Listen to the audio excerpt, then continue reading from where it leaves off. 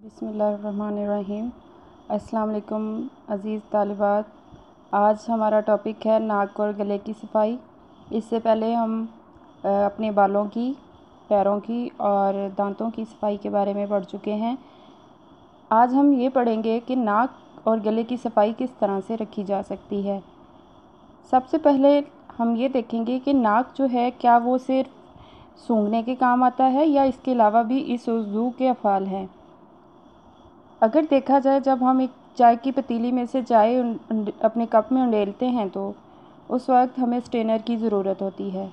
इसी तरह नाक भी हमारी हवा के या निज़ाम तनफ़ुस के लिए बहुत ज़रूरी है। इसके अफ़ाल में से एक ये भी है कि जब नाक से हवा का गुज़र होता है तो बहुत से खाकी ज़रात जो हैं वो हमारी जो हमें नज़र नहीं आते हमारे जिस्म में दाखिल हो जाते हैं।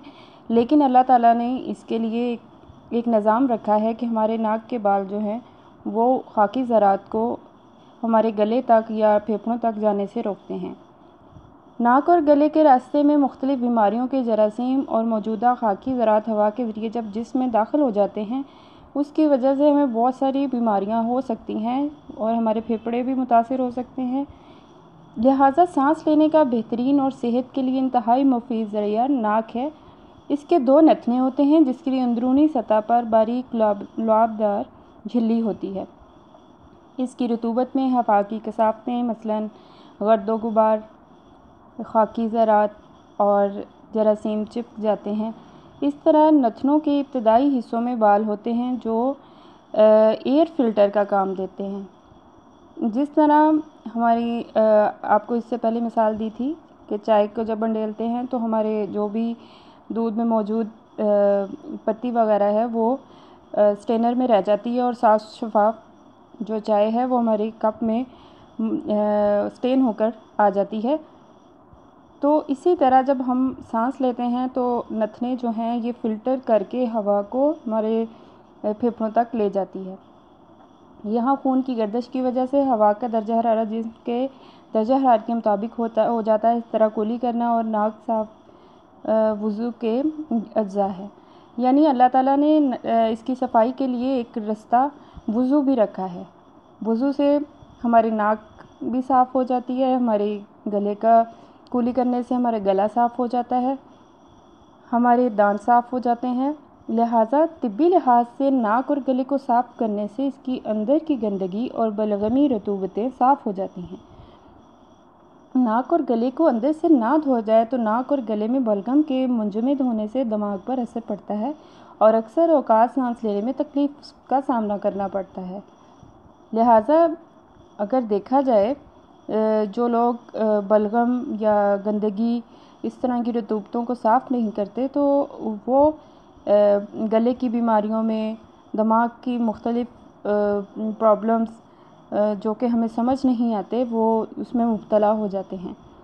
दूसरी बात, सांस लेने का मसला पैदा होता है। लिहाजा वज़ू जो है वो हमें इन बीमारियों से दूर रखने का एक रास्ता है। नाक की हिफाजत के लिए दिन में कम से कम 5 बार नाक में पानी डालकर साफ़ करना बेहद ज़रूरी है, जो वज़ू की सूरत में पूरा हो सकता है। वो लोग जिनका काम घर से बाहर होता है और वो ज़्यादातर गर्दो गुबार में रहते हैं तो उनके लिए तो इंतहाई ज़रूरी है कि वो अपने नाक की सफाई, गले की सफाई रखें अगर वो चाहते हैं कि वो फेफड़ों या गले की बीमारियों में मुब्तला ना हो। तो ऐसी सूरत में साफ़ रखना इंतहाई ज़रूरी है। तीसरी बात जो समझ आती है वो नाक को पानी से साफ़ करने के बाद किसी साफ़ रुमाल से साफ़ करना चाहिए। नाक में पानी डालने से नाक की जो नमी है वो बरकरार रहती है, जो ज़्यादा बेहतर तरीके से अपना काम सर अंजाम देने के काबिल हो जाती है। गले की सफाई की हिफाजत के लिए कम से कम 1 हफ़्ता गर्म पानी में नमक डालकर गरारे करने चाहिए।